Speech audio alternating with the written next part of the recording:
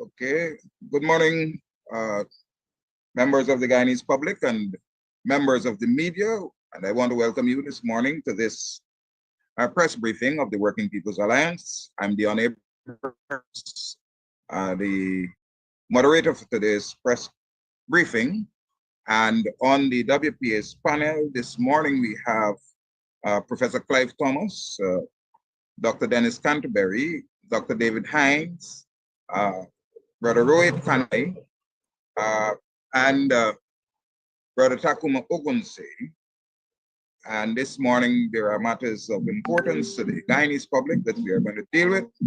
We're going to begin the press conference by having Dr. David Hines read to the media. Just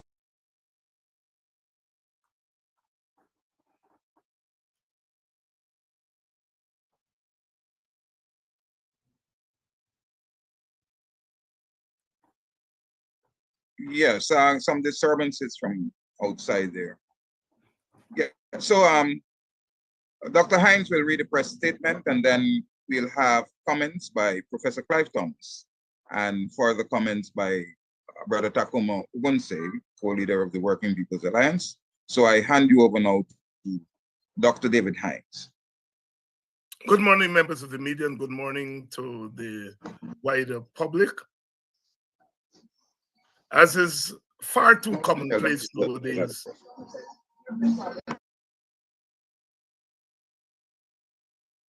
okay, sorry about that. As is far too commonplace nowadays, the second vice president resorted to a foul and good morning, members. Tirade Too commonplace of using nowadays and cuss down of WPA, which publicly called for the authorities to publish their due diligence findings and report on Karpowership, whose ongoing electricity dealings with Guyana were being publicly addressed.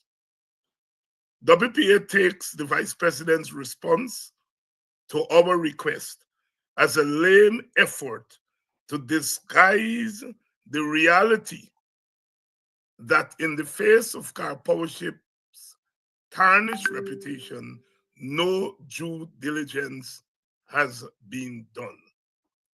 This is nothing short of a scandal, which has become the norm for this government. WPA invites the president, the cabinet, members of parliament, and above all, citizens of Guyana to take careful note of this display of incompetence, slackness, and gross negligence, which put public funds at risk. The cash grant fiasco. The abusing and cuss down referred to above raises in proportion to the frequency of the force displays of official incompetence. The handling of the ongoing cash grant is real-time proof of this. Birth as a pretender universal basic income. In a matter of days, if not literally hours, the cash grant was no longer rooted in a defined needy poor grouping of Guyanese. Instead, the two prerequisites to be an eligible voter, that is an ID and a passport, and age 18 years and over, were substituted. With its voting feature now at the forefront, the cash grant has become a potential vehicle for electoral hustle and plain thievery. The timeline for distributing the funds keeps shifting by the day. Like Christopher Columbus, the government belatedly discovered that it has to go to the National Assembly to appropriate the necessary funds. Then it discovered that some of the funds has to be included in the 2025 budget. WPA will not be surprised if several other discoveries are made before the end of the year. It is abundantly clear that the government is out of its depth on this matter. First, it has no technical knowledge about cash transfers as a form of universal basic income. Second, the so-called cash grant is not linked to any serious socio-economic outcomes. Third, the grant was never meant to help Guyanese mitigate the mounting cost of living. Fourth, it is not part of a serious initiative aimed at giving Guyanese a share of the country's oil windfall in a structured manner. Fifth, the absence of a feasibility study and or a pilot study invariably lead to the current confusion. Sixth, serious policy initiatives of this magnitude simply cannot be a function of political gimmickry and half-baked economic theorization.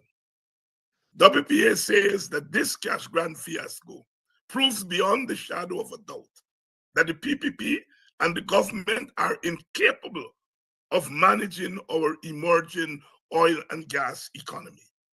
They have no serious plan. When their rhetoric is placed under the microscope, gross incompetence emerges in reckless abundance. The vice president then resorts to his usual cussing out of the messengers rather than admit to his government's failure. Governance by cussing out should not be normalized or rewarded. In the meantime, WPA reminds the nation that our cash transfer proposal in the form of the Buxton proposal is in the public domain. WPA is prepared to meet with political parties, including the PPP, trade unions, professionals, and other stakeholders to discuss our proposal with the aim of arriving at an agreed national plan on this vital matter. Our two dogmas are that the transfers must be linked to poverty alleviation and it must be enshrined in law. WPA calls for a national oil company.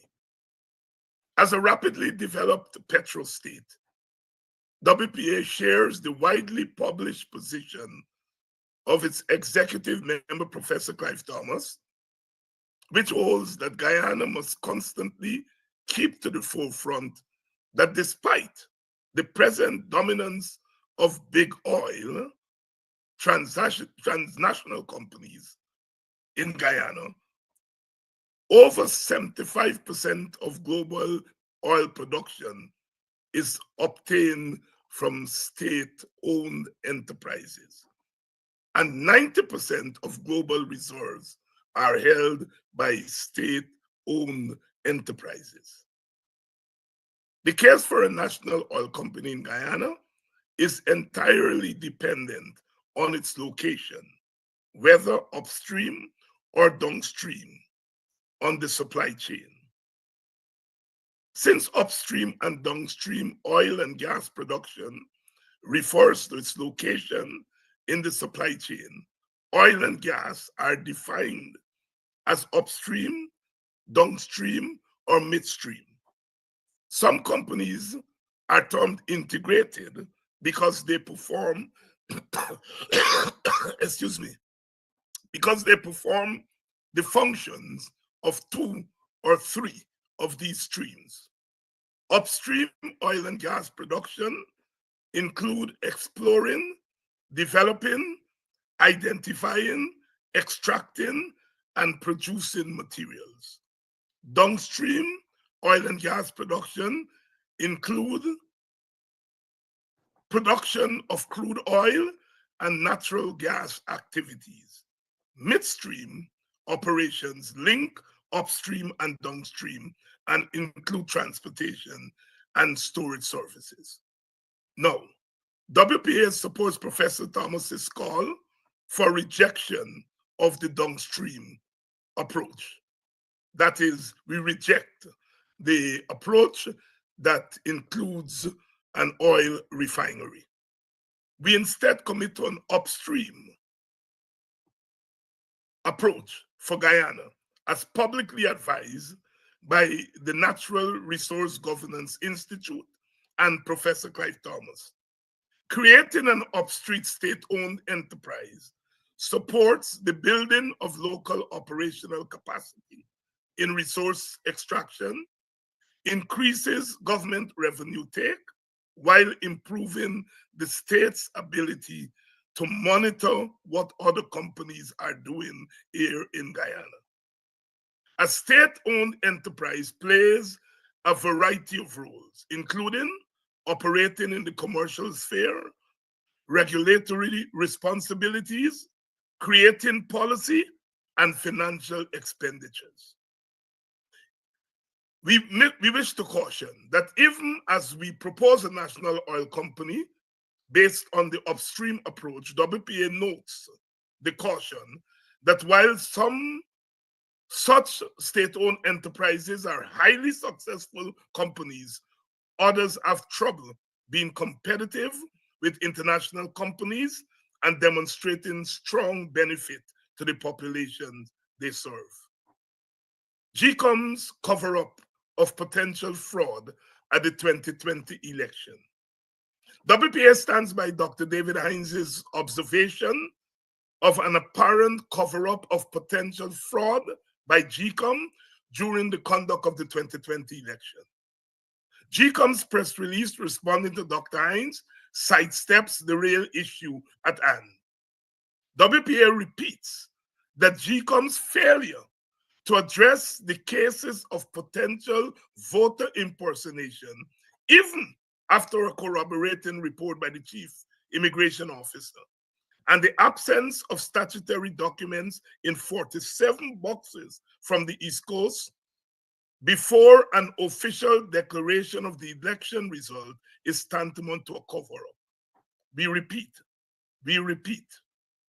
that GECOM's sidestepping of the issue is part of its press release. We repeat that GECOM's failure to address the cases of potential voter impersonation, even after corroborating report by the chief immigration officer, in addition to the absence of statutory documents in 47 boxes from the East Coast of Demerara before an official declaration of the election result, is tantamount to a cover-up. The argument that those matters are for an election petition smacks of double standards. GECOM cannot have it both ways. It cannot assume the power to take action before an election is decided or declared by opening the ballot boxes before the declaration of the results in order to address the complaints of one actor, but divest itself of that same power in relation to complaints of another actor.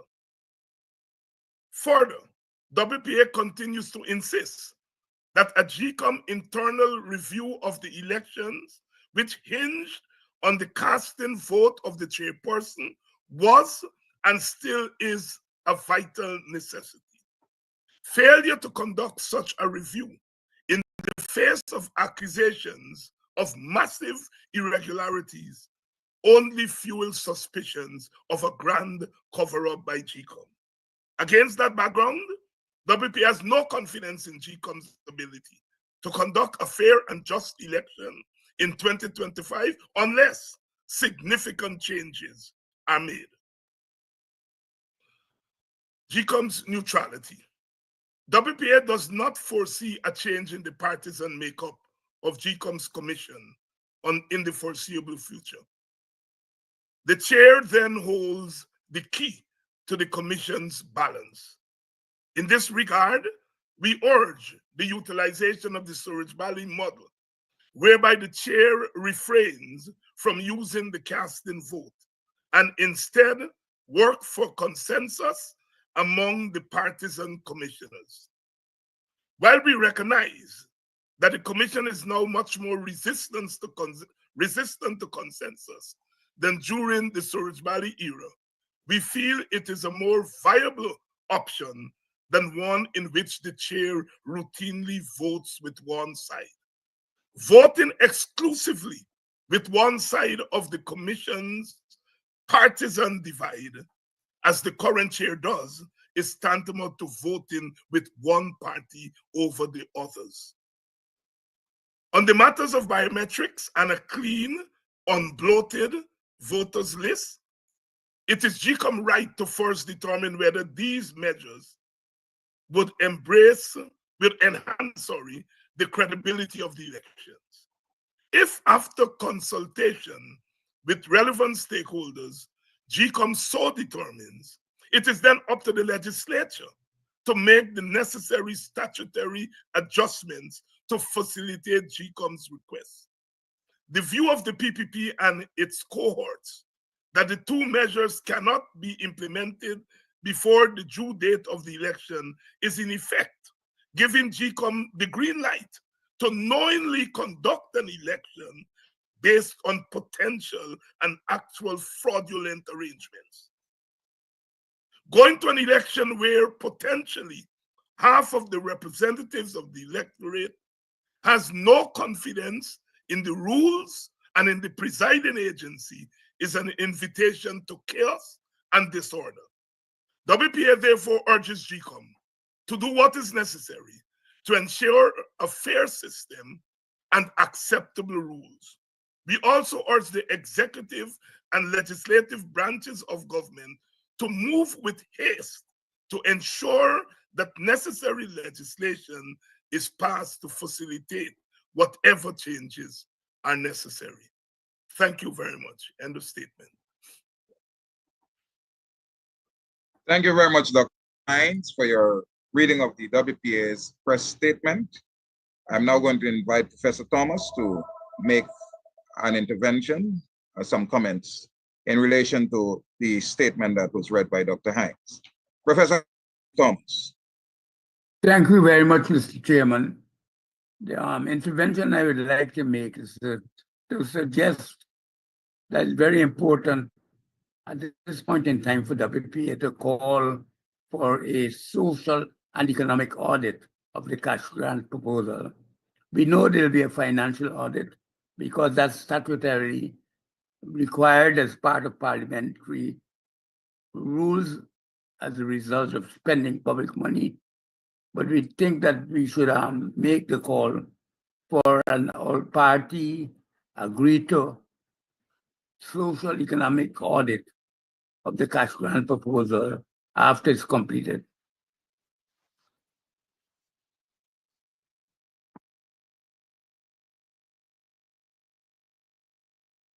That's all, Prof? Yeah, that's all. That's all. Just to add to the contribution, so we can discuss it in debate to any questions they might have. All right. Now we'll ask Brother Takumo Gunse, member of the leadership of the Working People's Alliance, to make some comments also.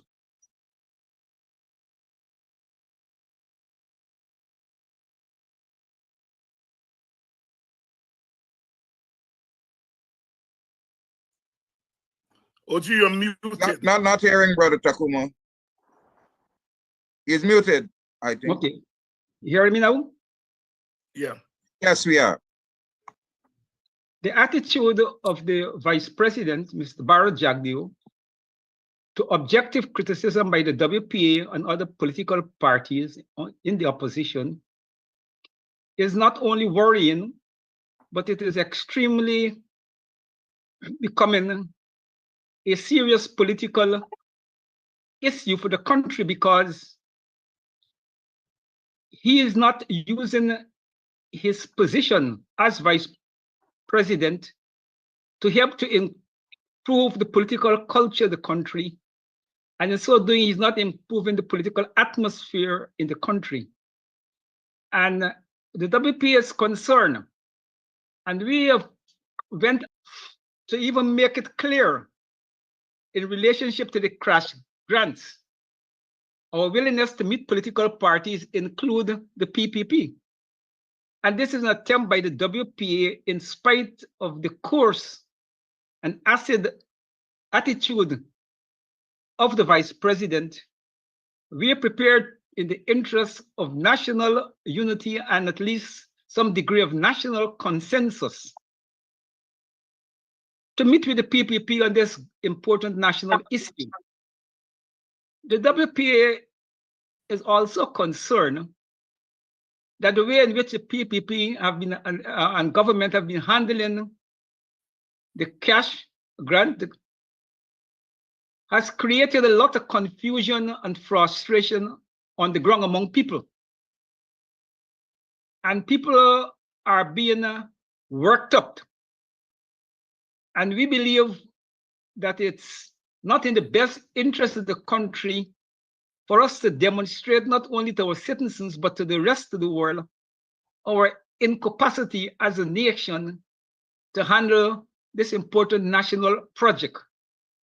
And we do believe that there is a need for the government to keep often clarifying and reinforcing in the public space the arrangements that is being put in place for these cash grants. There's a lot of rumor that some people already begin to receive the grants.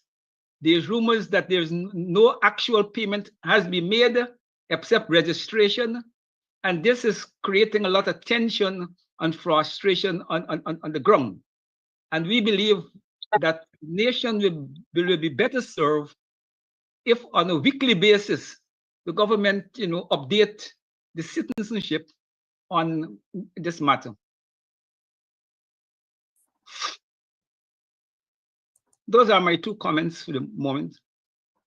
Okay, thank you, Brother Ogun, for your comments. I'm now going to open the conference to the media so that you may ask any questions that you have and seek any clarifications that you need. Over to the press. Good morning, Svetlana Marshall from News Source. My question is to Dr. Clive Thomas. He spoke about having a social and economic audit conducted upon the conclusion of the cash grant distribution. I would love for him to elaborate a bit on that as to the usefulness of it and what are some of the findings or areas you look to tap into when doing that audit? Okay, thank you very much. It's a very Dr. important Thomas, can you question. turn on your video? My video. Yes, your video is off. It has been off for a little while. Yes, there you go. Yes, you're right. It's a very important question that you've raised. My reason for introducing it is that when we undertake important social and political experiments in our country, we should try to learn the lessons that the particular opportunity that we have undertaken give us. It is clear that in trying to arrive at a cash grant, that the government has made so many different moves that you could say that there are as many moves as days that have passed since the announcement. And what we want to do is to make sure we don't repeat the errors that we have made in this particular attempt in the future.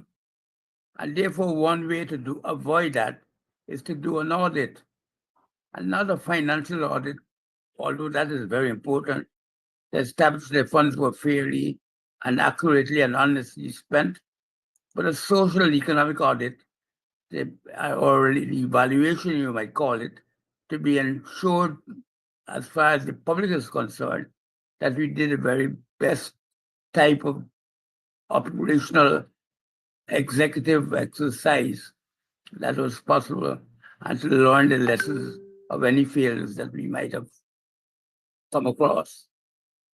You see, if in the Buxton proposal, we had made a suggestion that we should have a feasibility study as well as pilot studies, because from both the feasibility study and the pilot study, we would have had opportunities to learn lessons from the actual implementation of such a plan, how it will work in a riverine area, upstream Demerara, how it will work in downstream parts of the deep interior, how it will work in the cities and on the coast. All these things are very important. And we don't have ready-made answers for all of them. We have to learn the experience, learn by doing.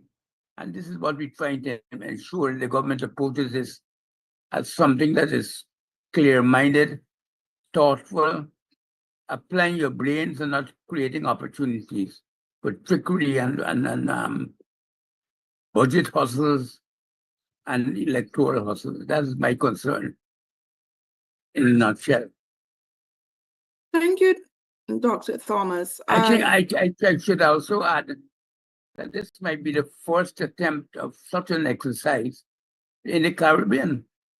And we have lessons here that we could teach the rest of the world, certainly the rest of the Caribbean, where they have not attempted these matters or these efforts on the scale that we are trying now. And it's a growing practice around the world. So we can alert them to the problems that we encountered and the stratagems that we have adopted to avoid the problems and creating too many irregularities. And we can also measure the outcome, because we don't want at the end of the process that we just said we had a cash grant given out between end of the year 24 and early 25. We see how many days it took, what it costed. All these things will be evaluated.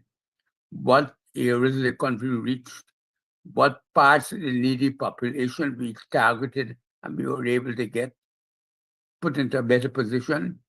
Right now, we know already, without this cash grant being considered fully, that we are ignoring an important element of our poor people, that is children who make children, as I've remarked here before, fortunately aged under 18, teenagers, but who might have children, have families, as I understand happens in some important parts of the countryside. So I think all these are lessons that we have to learn. We're not doing something to help ourselves. We're doing it to help people, and we have to therefore trace the effects that we're having on people's lives and livelihoods and try to learn and improve from it. But the government is taking such a cavalier and personalistic attitude to the whole grant, as if it's their money. I know they're trying hard to make it their money, but it's the public's money. And we don't want to create platforms for hustling on the people, either by way of winning votes or by creating opportunities for thievery to take place. Thanks, Dr. Hines. We just have another question for Dr. Sorry, thanks, Dr. Thomas. Another question for Dr. Hines on the topic. Dr. Hines, you spoke about WPA willing to consult with stakeholders, including political party, and I think Mr. Bunte also spoke about this. Is it that you're looking to meet now to formulate a plan for the distribution of the cash grant, even as the government begins to register people? I wasn't clear as to what exactly the plan would entail or the aim of the plan. If you could just offer a bit of clarity, and when exactly you look to have this plan implemented. Is it for future distributions or for now? Well, it's for future distributions because we see this matter of cash transfer as a long-term and a permanent arrangement.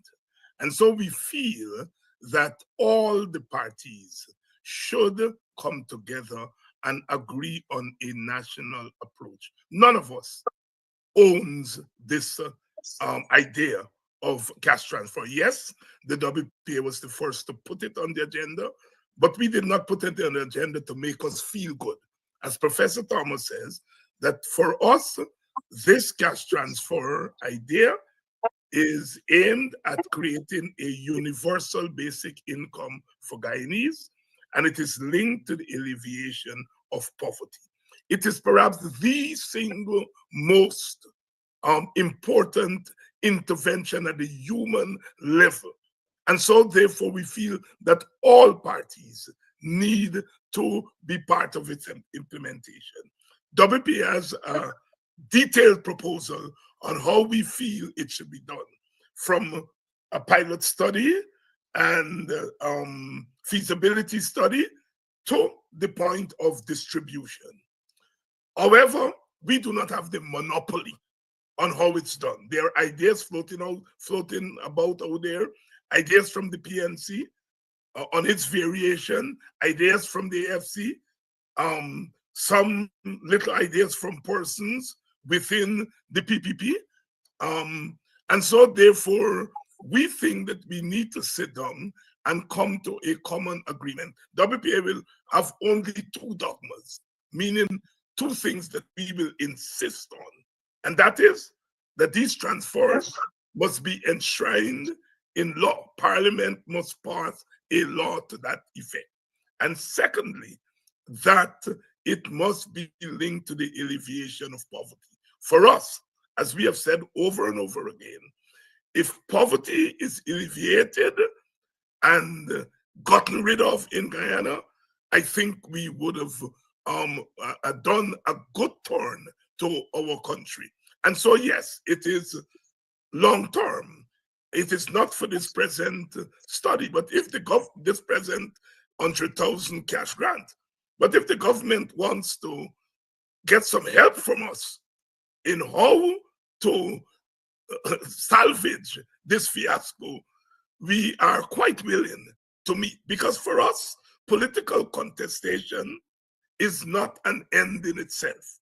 We contest in the political arena, but at the end of the day, this country belongs to all of us, and we should put our heads together to make it a better place. And so if the government wants to consult with us on trying to help it in this mess that it has gotten itself in, we would be only welcome, we'd be only happy to do so. Thank you, Dr. Hines. Ms. Marshall, you finished? Any other question? Yes. I would allow I see somebody else want to ask a question, so I'll allow them to ask, and then I'll ask my other questions. Okay, go right ahead. Good morning, Naomi from the Chronicle. Is everyone hearing me? Sure. Yes, we are. My question is for Dr. Hines, just to shift your attention to coalition politics a little bit. Does the leadership of the WPA believe that voters will take the party seriously, giving its willingness now to rejoin the coalition after speaking out against their actions from 2015 to 2020? What rejoining which coalition? The APNU AFC, the PNC APNU. WPA is in no talks to rejoin APNU. WPA has not signaled that it will rejoin APNU. WPA is interested in a grand coalition to contest the next election. We are in no talks to rejoin APNU. We have not said that we would rejoin APNU. And so our clear objective is to try to work for an all-party coalition to contest the election. All right, I'd like to follow up on that.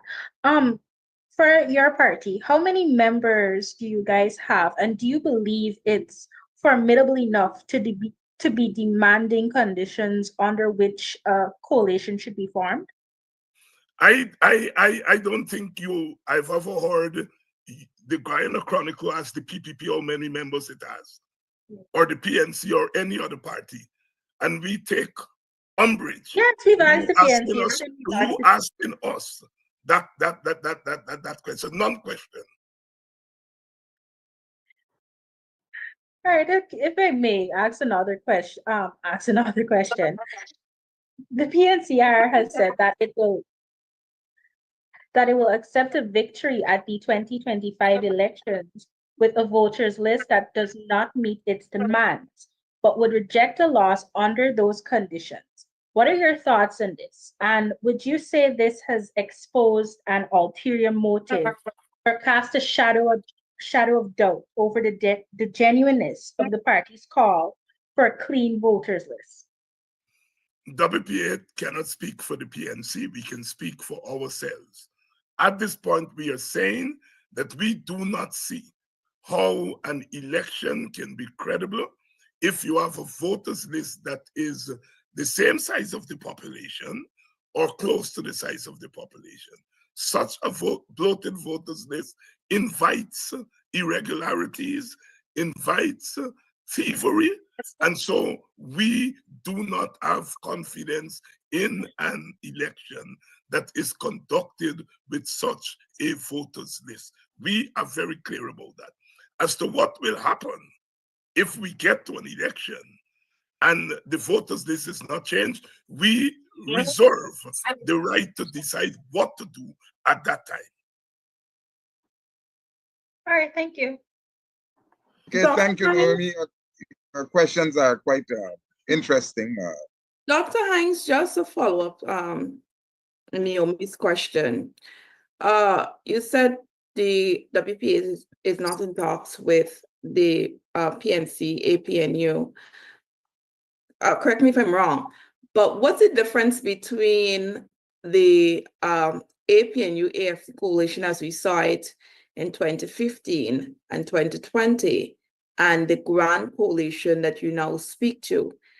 And is it that you're talking to these political parties? Say, for example, well, I know that there was a meeting that is supposed to be held. I don't know if it was held. If it was held, could you say if it was held or when a date is scheduled for? But is it that you're going to be talking to these, say, for example, PNC and AFC, but under the context of this grand coalition that you now speak to? Thank you very much, Svetlana, for that question. In 2015, 2020, we contested the election as part of the APNU. We did not have an independent identity. We were subsumed in the APNU. At the moment, we do not belong to the APNU. And our engagement with the other parties would be as WPA, and not a party that is subsumed under the APNU. We are not a member of the APNU. We are not in talks with the PNC or anybody towards rejoining the APNU. We are in constant contact with the leadership of the PNC as WPA and as PNC. And so therefore, when we talk about an opposition coalition, we are talking about a joint opposition parties, each party acting in its own name and not as part of the APNU. the PNC uses PNC/APNU, and that is for the PNC to explain. But we are engaged and we intend to engage our partners as WPA. Now, in terms of the meeting, we are part of a joint opposition party grouping that includes the PNC and the AFC. And that grouping is specifically dealing with the matter of arrangements for a free and fair election. That is biometrics, clean voters list, the non-partisanship at GCOM, all those matters as they relate to election, we are meeting as the joint opposition parties. Now, there have been some reaching out to us to be part of a meeting to deal with other issues, that is to deal with issues of coalition, of going to the election as a coalition. But that meeting has not yet taken place. Thank you, Dr. Hanks. Yes. The other aspect of the question, the difference between the two. I know that the APNU, you were in 2015, for example, you were part of APNU. No, we are not part of APNU. We are not part. We left APNU in August of 2024. That's She what said I'm saying, 2015. in 2015. Yes. 2015. So I am fully aware that you're not part of APNU right now.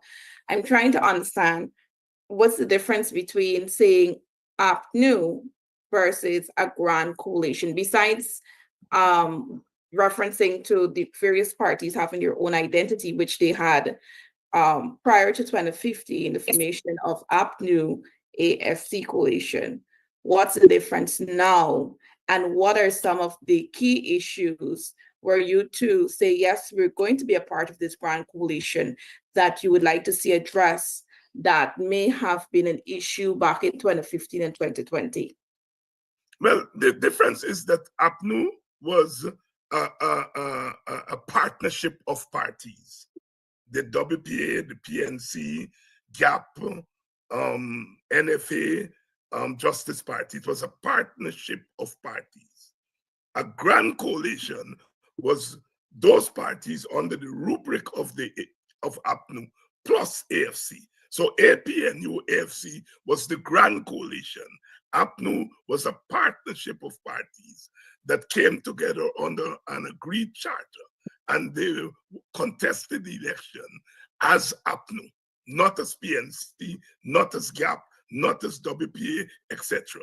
That was a partnership, as different from a grand coalition that included APNU and AFC. Now,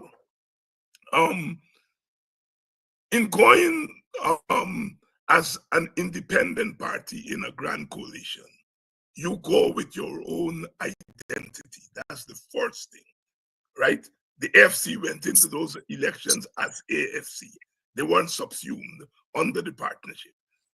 We would prefer to go into the election as part of a coalition as WPA, so that our identity is not smothered. In relation to the issues, as I said, under the APNU, we were subsumed. Decisions were made for us by the leader of APNU, who was leader of the PNC. In fact, that is the reason we left the coalition, because decisions were made by the leader of APNU, who was the leader of the PNC, who made decisions for us, including who represented us in parliament. And so the first thing that is going to happen if we go in as WPA, as an independent actor, is that we get to make decisions for ourselves. And then we pool those decisions with the other parties. The second thing is that the country knows that WPA is very serious about policies, economic policies, social policies, political policies. And so, therefore, we would want to contribute towards the decision-making of any coalition. Under the APNU, we did not get a chance to contribute to decision-making. Decision-making was made by the leadership of APNU, ostensibly in our name, without us getting engaged in decision-making. Going in as part of a joint opposition grand coalition is that we now get to make our own decisions, place them on the table with the other partners in the coalition, and arrive at a consensus on those policy areas. So I would say, at a minimum, those are the things that we expect to change in relation to the coalition, and that will be different from when we were subsumed in the APNU. Does that clarify your? Mr. Chairman, Yes, Professor Thomas. I don't want to make it too complicated for Svetlana, but I think she might be understand a bit of the subtlety that we're trying to convey. Because as a basic position, WPA believes that the problems of this country can't be solved through the efforts of any single grouping or without the total involvement of all the political forces. So we have an inclination towards that. So there's also the sort of all-party concept that is also running parallel with these efforts to create an all-opposition concept.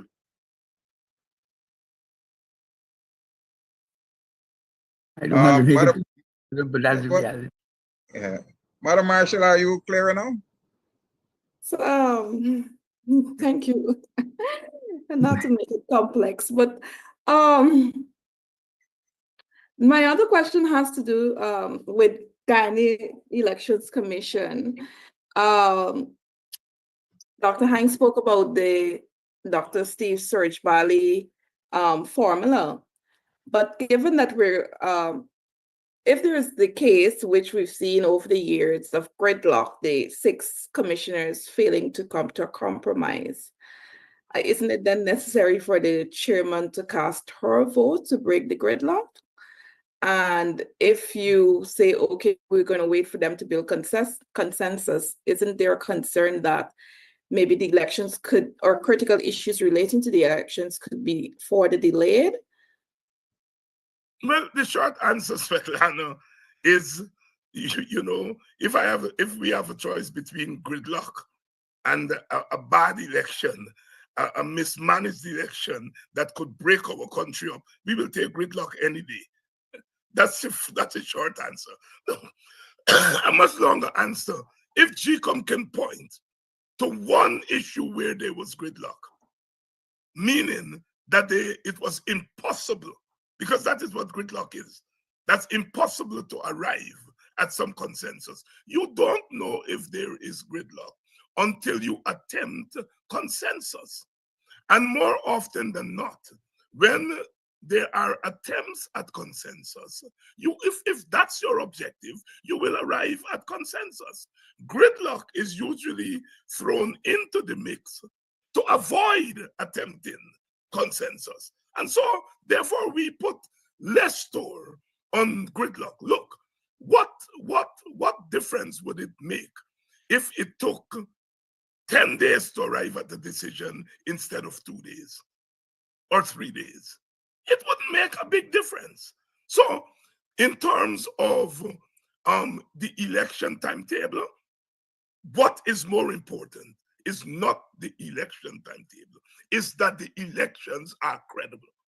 If you meet the timetable and the elections are not credible, you're playing with trouble. If you go past the timetable and you have credible elections, you avoid trouble. So we have to decide whether we want potential trouble or not. All right? So if you put that we can't meet the election deadline as a way of not ensuring that they're free and fair elections, you are inviting trouble. it is very important to have credible elections on time. That is your first option. Your second option, as far as we are concerned, is to have credible elections, even if they are not on time. The worst formula is to not have credible elections and having them on time.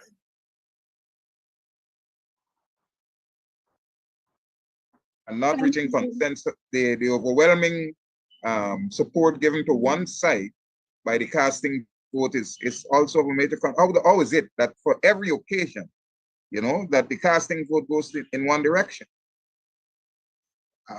And so this consensus approach, you know, somehow will mitigate that perception that there is bias in favor of the ruling party. You wanted to ask? Sorry, Svetlana. Go ahead, David. Svetlana, as you would note, this issue of consensus at GCOM is not unrelated to our general praxis.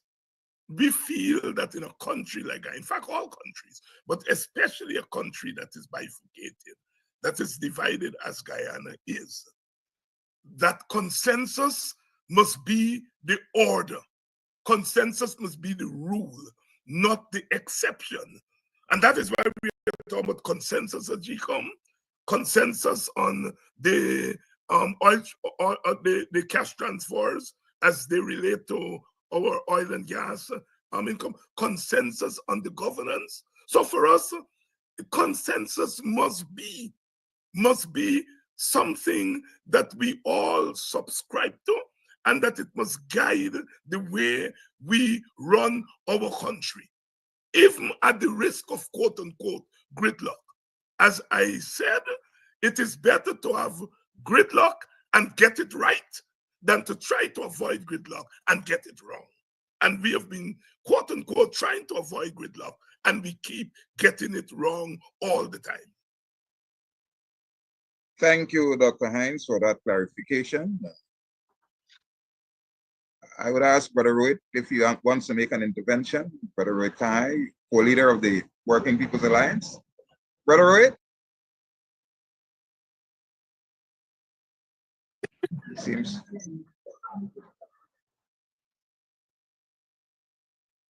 Are you hearing me, brother? Chairman, I would just like to emphasize a point that Dr. Thomas has made repeatedly, that we need a national government, which is the same theme as consensus. And in all his appearances in recent times and prior to that, he has always made the case for a national government.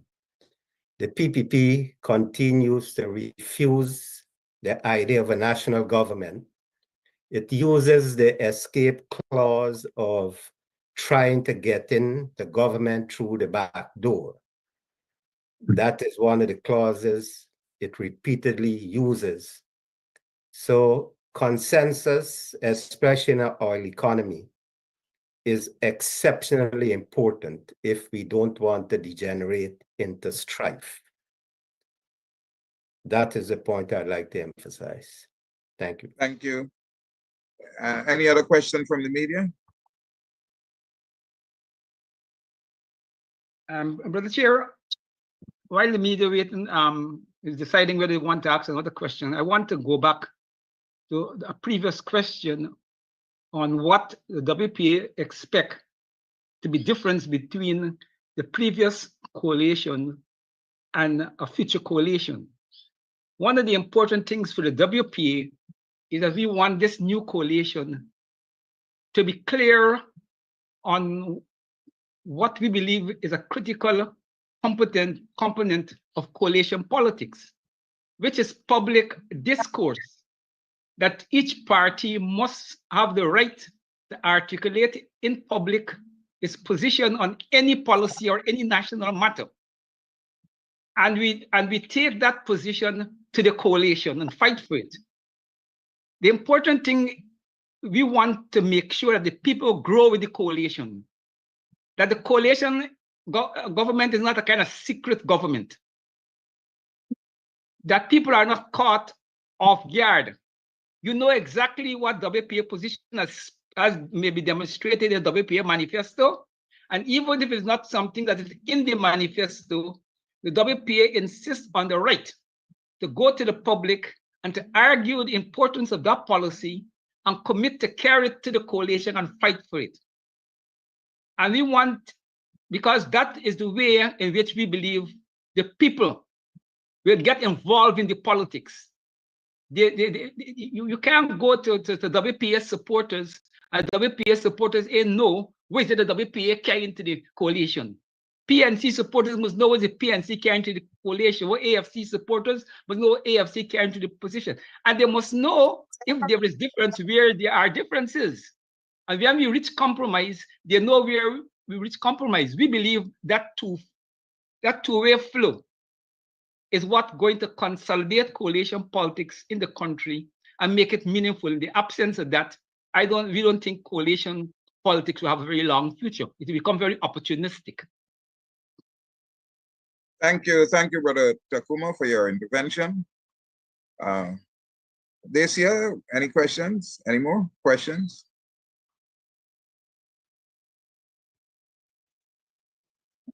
Svetlana? If I may,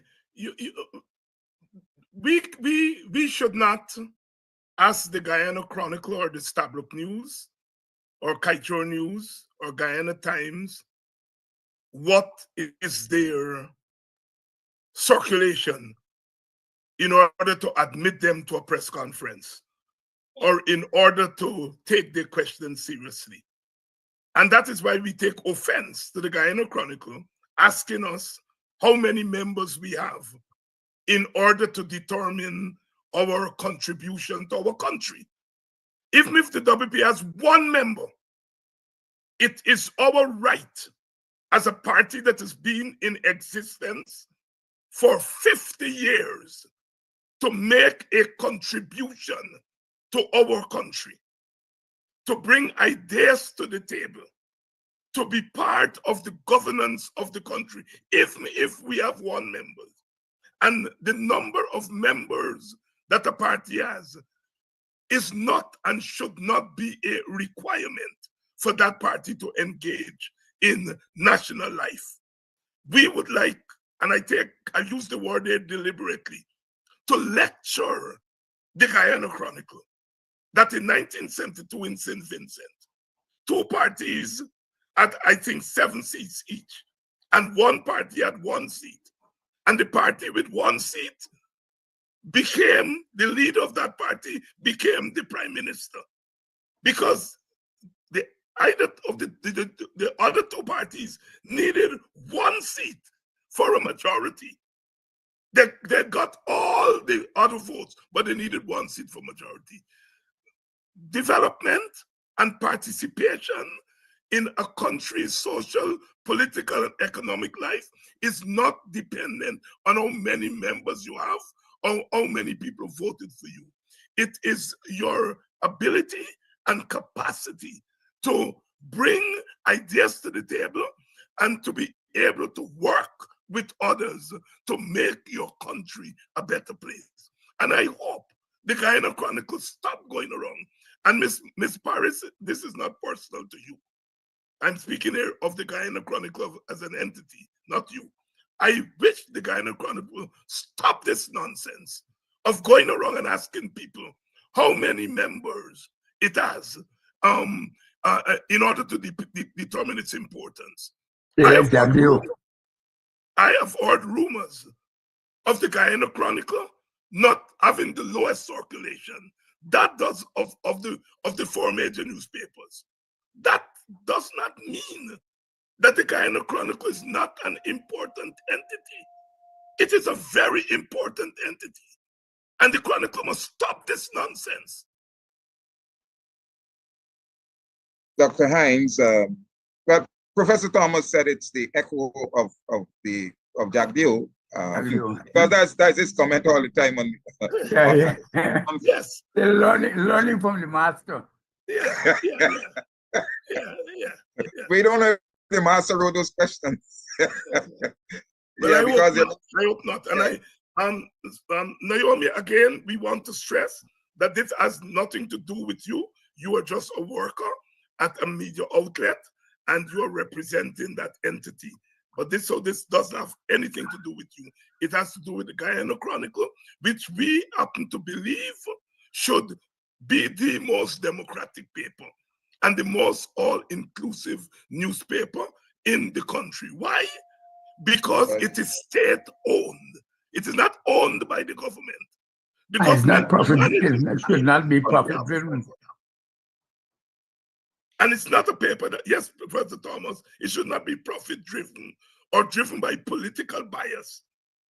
It should be the most democratic paper because it's a paper that is owned by all of us, whether we are the state. But David, Dr. Hines, we want to thank them for coming to the press conference. We are happy that they have found it necessary to join us. So welcome and keep coming with your questions, but just be more, what should we say?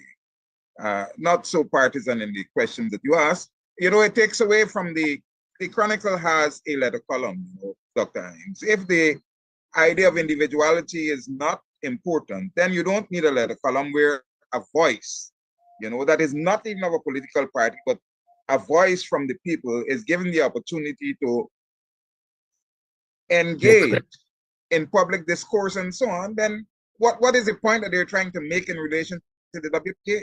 All of the newspapers have letter columns where you are giving individuals the opportunity to engage in public discourse.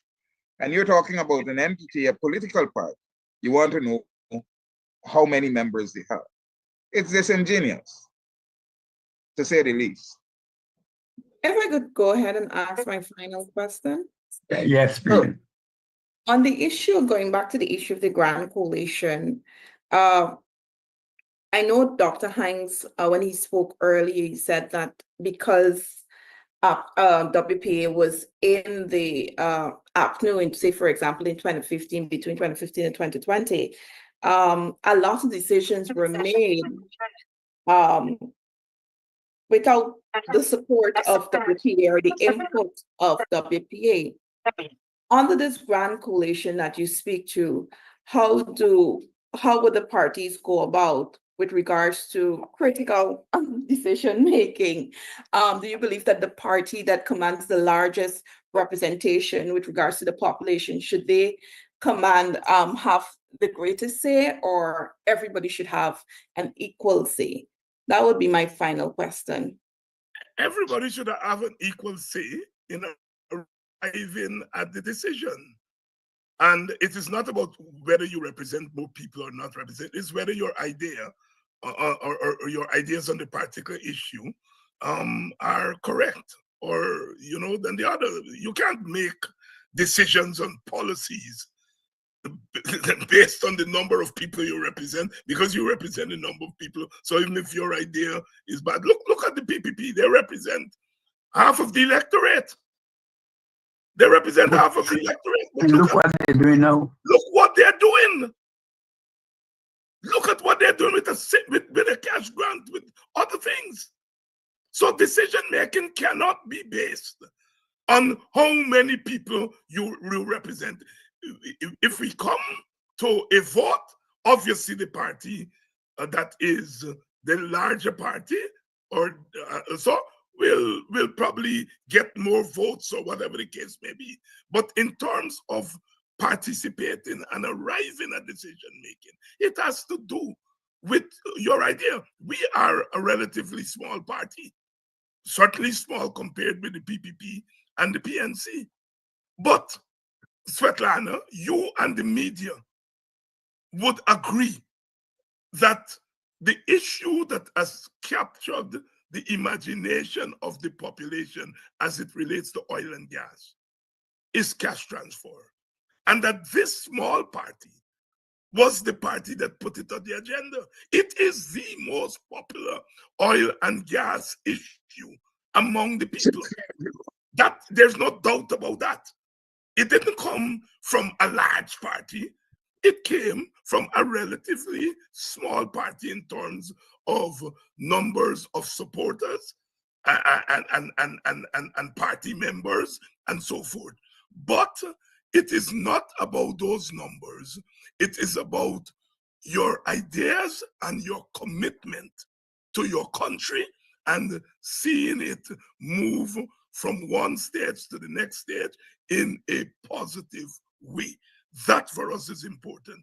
If the PNC or the PPP come up with a proposal, we do not judge the proposal based on how many members they have, or how many parliamentarians we have. We judge the proposal on its merit. And that is all the WPA is asking for. That we come up with proposals, judge our proposals on the merit. We have views on proposal, judge our views based on the merit of the views, not on how many members we have or how many votes we potentially or actually got at an election before. Partly, I think, Mr. Chairman, this problem is partly a problem of process and outcome. To arrive at a good decision, you have to follow the processes of decision making. And the reason why that is important is that if I were to tell you the truth, I believe that there is nothing ever more efficient, effective, or beneficial to any group or any country than what is called a good idea.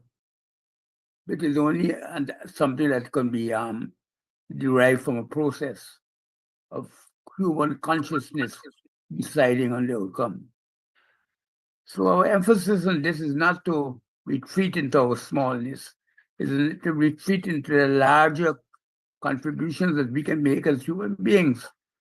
We have an ability to reason, and because of that, we contribute to a process that tries to bring together reasoning as part of the element of decision making. And the government needs to see that. All right. Thank you, Professor Thomas, for adding to what Dr. Hines did say. I'm back to the press. Mrs. Marshall said that was our final question. Do we have any? Dacia also said that she didn't have any other. So unless the Chronicle has another question, then we can call the press conference to a halt. Any questions, any comments? All right, and I would like to say thank you for attending our conference this morning, to the members of the media, to the people who are online watching the press conference. I want to thank you all for being with us and keeping abreast with the ideas of the Working People's Alliance, and we sure do look forward to being with you next week, same time, for another press conference of the Working People's Alliance. Do have a good afternoon. Goodbye.